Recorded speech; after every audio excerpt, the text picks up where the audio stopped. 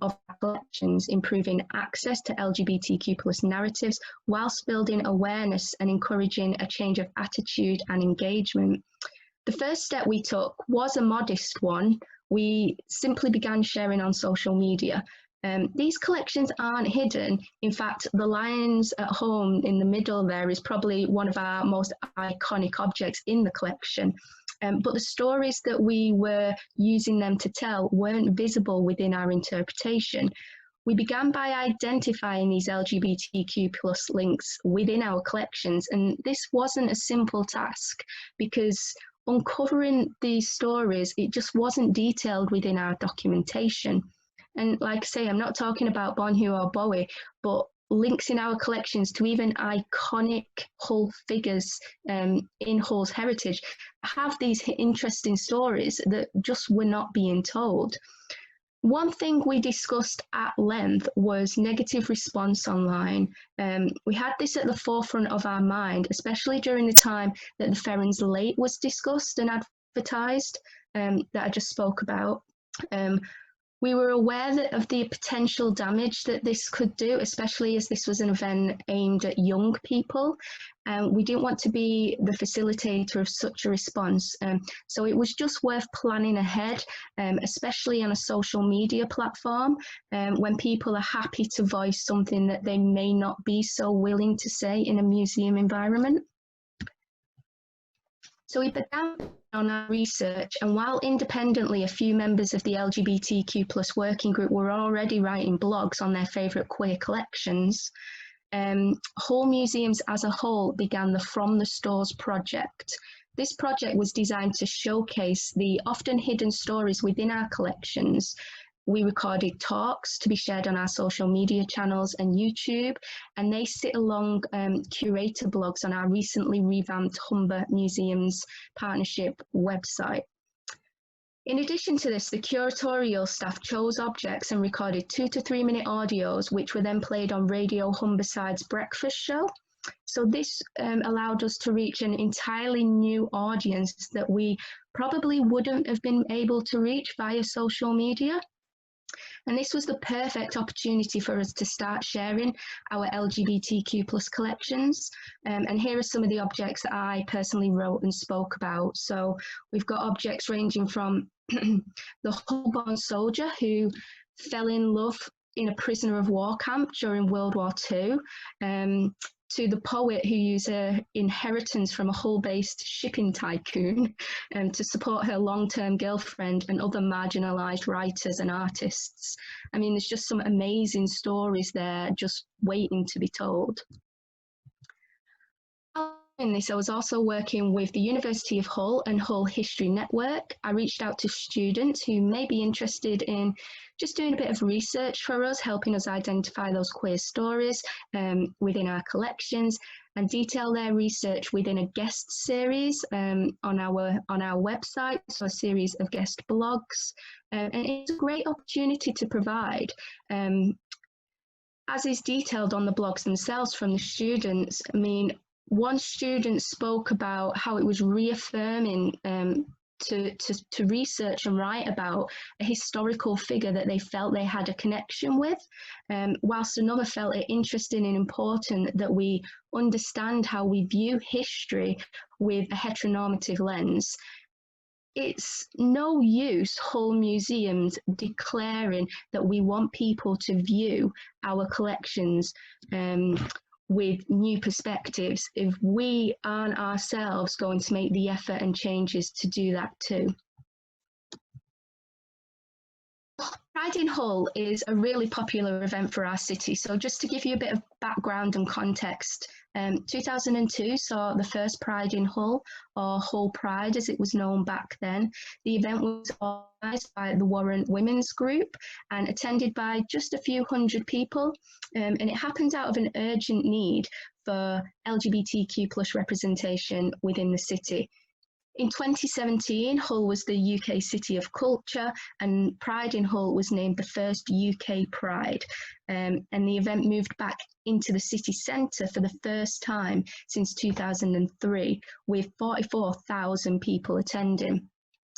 By 2019, Pride in Hull was attended by 50,000 people, and that's a fifth of the population of the entire city. And then, of course, in 2020, like most things, Pride in Hull was unfortunately cancelled. So we teamed up with Pride in Hull and Yorkshire Mesmac to discuss what we could do to help. We agreed pretty early on that this had to be a community-led exhibition. So yes, it would be co-curated by us, but 90% influenced by our audiences. Through discussion with Pride in Hull, we identified how essential it was for museums to provide visible support and allyship now, more than ever.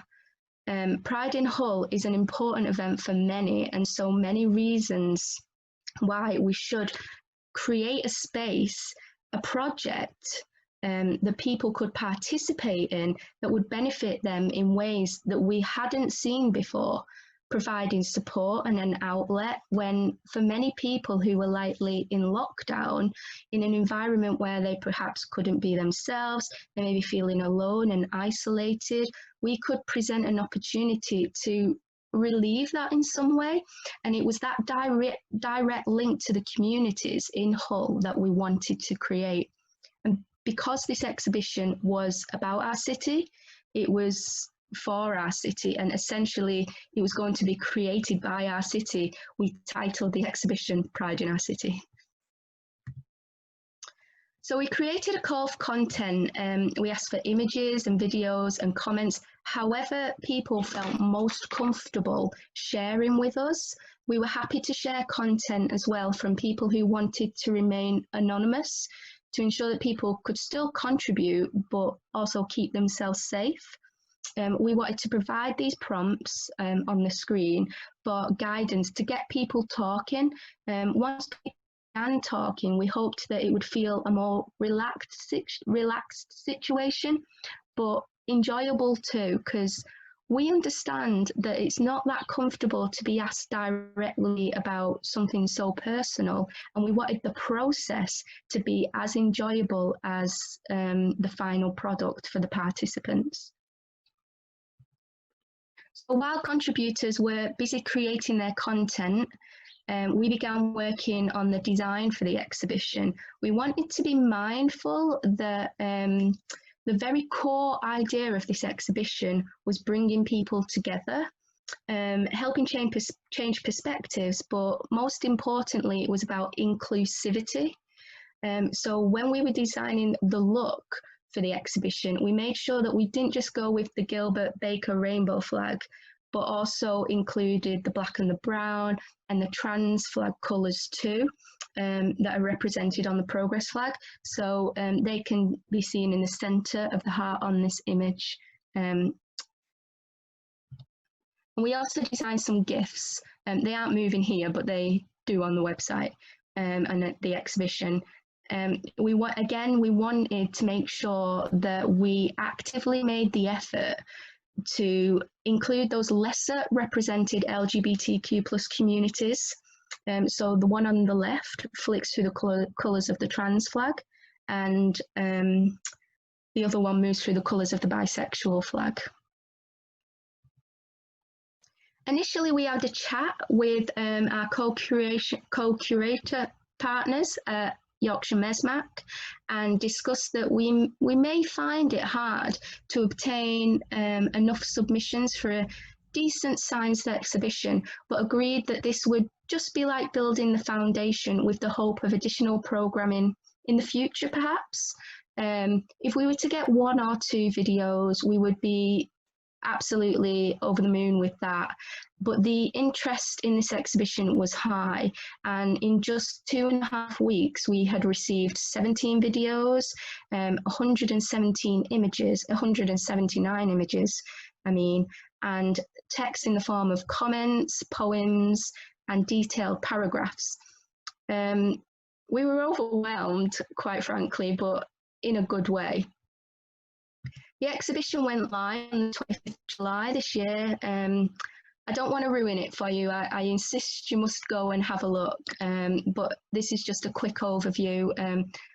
Please don't try to read the text. I know it's very small, but this is all available on the exhibition. So first of all, we were able to introduce the Pride, what Pride is essentially, and why it's a valid part of Hull's heritage. And as Andy says in that central quote there, to identify and show people that it is absolutely woven into the fabric of our city.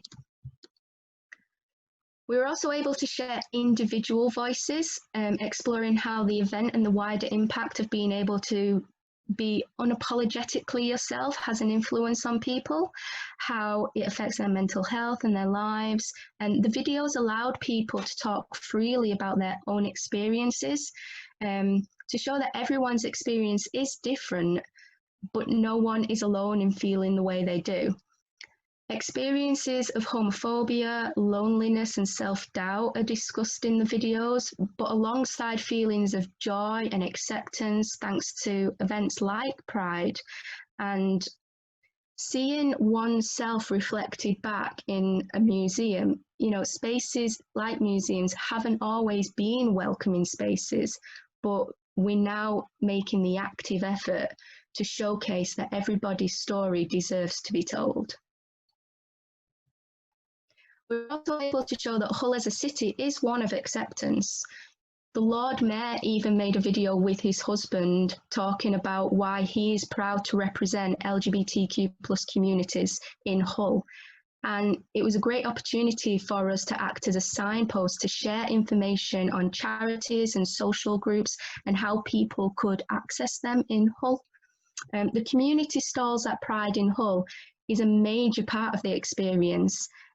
As you will hear in the videos in the exhibition, the space to access these resources is just as important as who's headlining the event.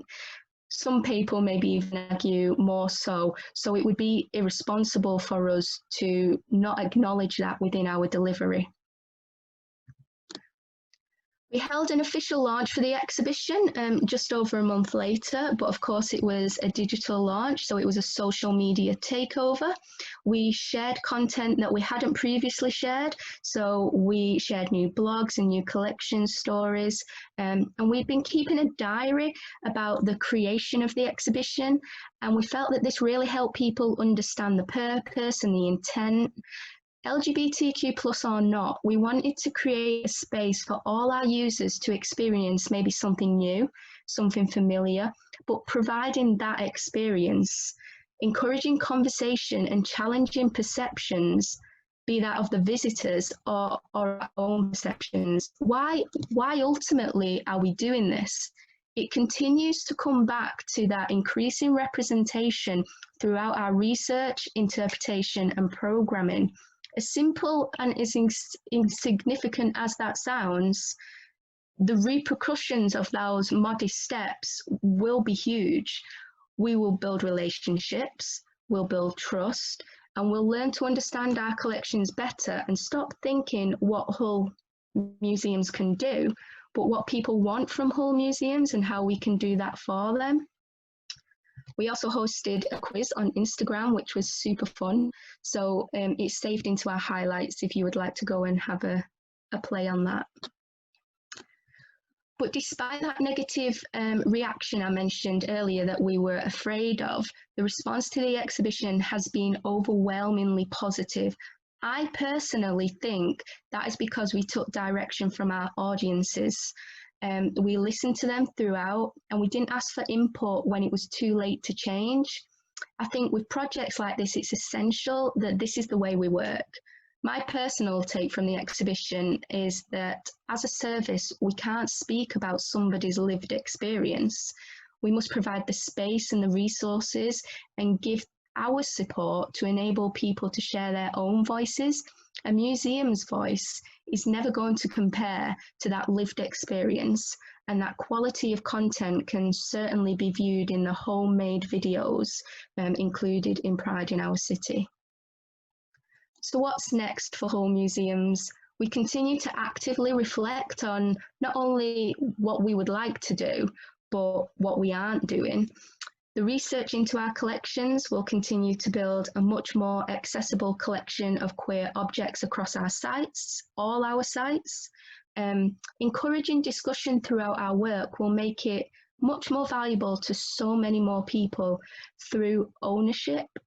People often underestimate how important representation is. If you can't go to a Pride event, for example, the museum setting brings this to a much wider audience and is only improved with the addition of digital engagement, allowing people to access this representation, to feel included, and to highlight that Hull can be a safe place to be. This is an ongoing project with people for us. People sharing their own stories is so valuable, and supporting education will help combat ignorance and create empathy. Allowing people to participate and create new perspectives via our collections will allow us to maintain and grow the partnerships that we are making throughout the entire year, not just on the weekend of Pride. And continuing to encourage people to take away these new perspectives of museums, of our collections, and of the LGBTQ plus community, well, what could be more valuable than that? So yeah, that brings me to the end of the presentation. Here are just a few links if you want to access any of the content that I've spoken about today. But if you'd like to contact me directly with any questions, more than happy to answer anything.